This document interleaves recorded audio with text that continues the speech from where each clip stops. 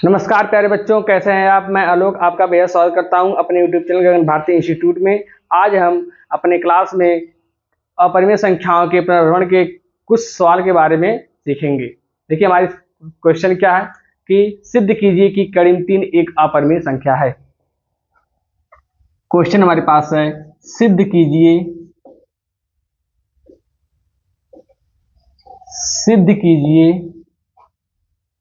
कि करीब 3 एक अपरिमेय संख्या है। अपरिमेय संख्या है। सिद्ध कीजिए कि करीब 3 एक अपरिमेय संख्या है। कल हम लोग करीब 2 एक अपरिमेय संख्या को प्रूव किए थे प्रमेय नंबर 2 के अनुसार। उसी तरह से इसको भी हम प्रूव करेंगे। ये बहुत ही इंपॉर्टेंट क्वेश्चन है जो कि परीक्षा की दृष्टि से बहुत ही महत्वपूर्ण है। हमेशा इसी टाइप के क्वेश्चन अक्सर आते रहते हैं हर बोर्ड के एग्जाम में, चाहे कोई भी बोर्ड हो, बिहार बोर्ड हो, यूपी बोर्ड हो, हर बोर्ड में महत्वपूर्ण है। तो इसको हम सॉल्व करेंगे। हल होगा इसका। सबसे पहले हम करीब 3 को एक परिमेय संख्या मान लेंगे।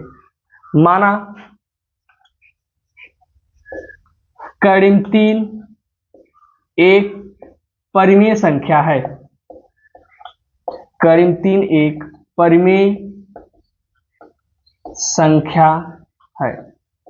अब यदि करीब 3 एक परिमेय संख्या है तो करीब 3 को हम p/q के रूप में लिख सकते हैं। जब करीब 3 को p/q के लिखेंगे तो करीब 3 बराबर p/q। q does not equal to 0। q does not equal to 0 क्योंकि परिमेय संख्या में हर कभी भी 0 नहीं होता है। q does not equal to 0 तथा p व q सअभाज्य संख्याएं। जो p व q है ये सअभाज्य संख्याएं हैं तथा p व q सहअभाज्य संख्याएं हैं। सहअभाज्य संख्याएं p व q सअभाज्य संख्याएं। हमने ये माना है कि p व q एक सअभाज्य संख्याएं हैं। क्यों सअभाज्य संख्याएं हैं? क्योंकि करीब 3 एक परिमेय संख्या है, हमने मान लिया। तो इधर दोनों पक्षों का वर्ग करेंगे। दोनों पक्षों का वर्ग करने पर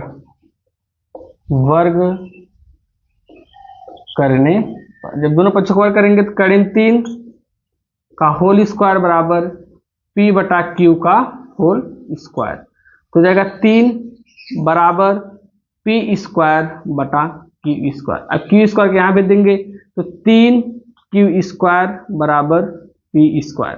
अब 3 को इधर पक्षांतर कर दीजिए तो q² बराबर p² बटा 3। q² और p² बटा 3। अब यहाँ पे q एक पूर्णांक है। जब यहाँ q एक पूर्णांक है।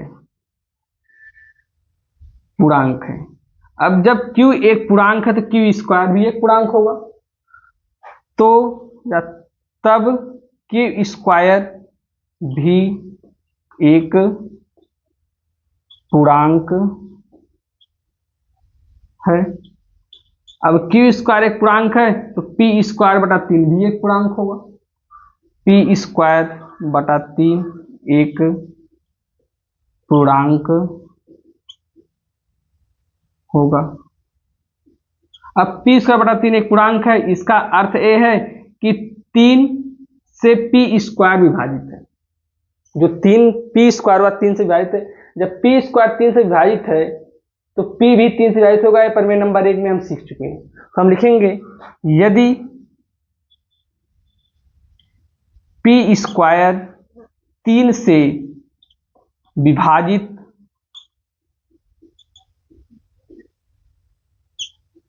है तब p 3 से विभाजित होगा।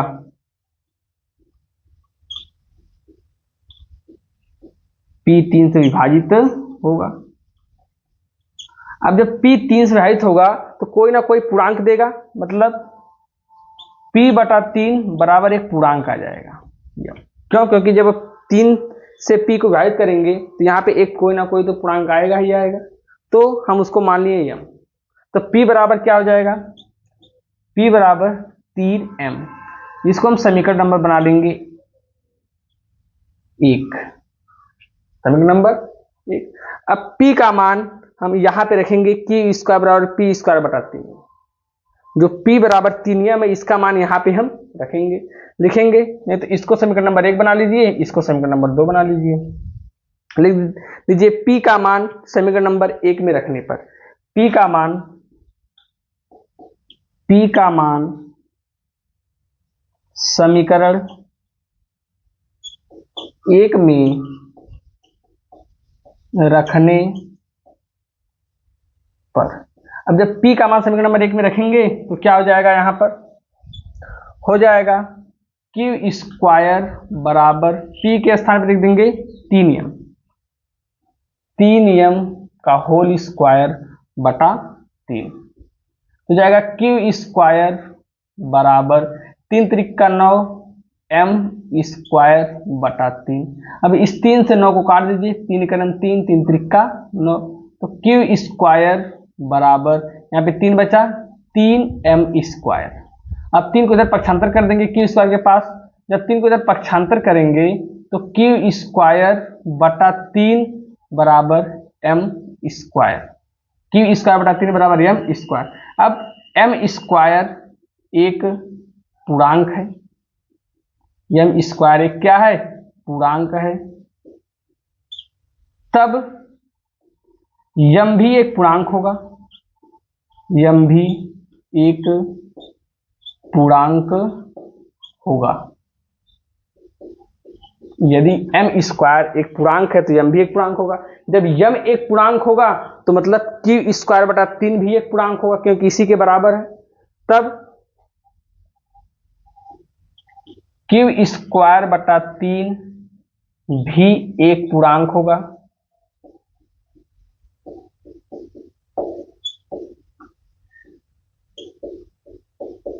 अब q स्क्वायर बटा 3 एक पूर्णांक होगा तो जो 3 है वह q स्क्वायर को विभाजित करेगा।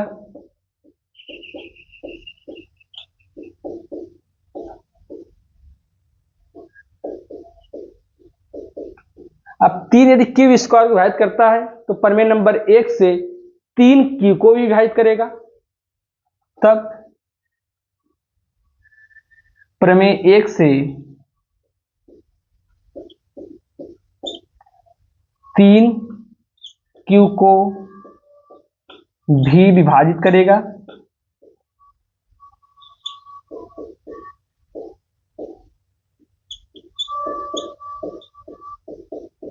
यदि 3 q को विभाजित करेगा तब q बटा 3 बराबर एक पूर्णांक आएगा। मान लीजिए पूर्णांक हमारा n है। यदि 3 q को विभाजित कर रहा है तो q बटा 3 एक पूर्णांक आएगा। वो पूर्णांक मान लीजिए क्या है? n है। जब वह पूर्णांक n है तो n भी एक पूर्णांक होगा।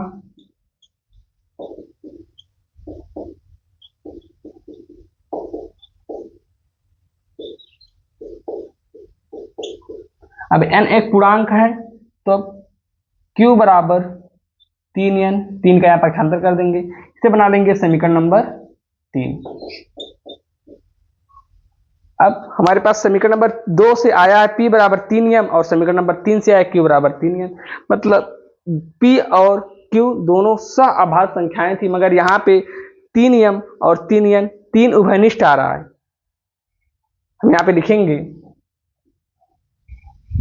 कि p बराबर 3m और q बराबर 3n, दोनों में 3 उभयनिष्ठ है। अब जब दोनों में 3 उभयनिष्ठ है तो वह p और q सह संख्याएं नहीं हो सकती। जब सह संख्या नहीं हो सकती तो जो हमारी पूर्व कल्पना थी, जो हमने यहाँ पे कल्पना कर ली थी कि p व q सह संख्या है, ये हमारी पूर्व कल्पना गलत है। जब ये हमारी पूर्व कल्पना गलत है मतलब ये हमारे तथ्य का विरोध कर रहा है। तो हम यहाँ पे लिखेंगे p व q का उभयनिष्ठ गुणनखंड, उभयनिष्ठ गुणनखंड 3 है, उभयनिष्ठ गुणनखंड 3 है, तब P व Q सह अभाज्य संख्या नहीं होंगी, सअभाज्य संख्या नहीं होंगी, सअभाज्य संख्या नहीं होंगी। जब ये सअभाज्य संख्या नहीं है तो हमारी जो पूर्व कल्पना थी वह क्या है, गलत है। अतः हमारी पूर्व कल्पना गलत है, गलत है, हमारी पूर्व कल्पना गलत है। हमारी पूर्व कल्पना यही थी क्योंकि P व Q सअभाज्य संख्या, जब सअभाज्य संख्या तो उसका उभयनिष्ठ गुणनखंड 1 होना चाहिए, यहाँ पे उभयनिष्ठ गुणनखंड 3 आ रहा है, तो इसलिए ये कल्पना गलत है। अतः हम लिख देंगे अतः कर्ण 3 एक अपरिमेय संख्या है। अतः कर्ण 3 एक अपरिमेय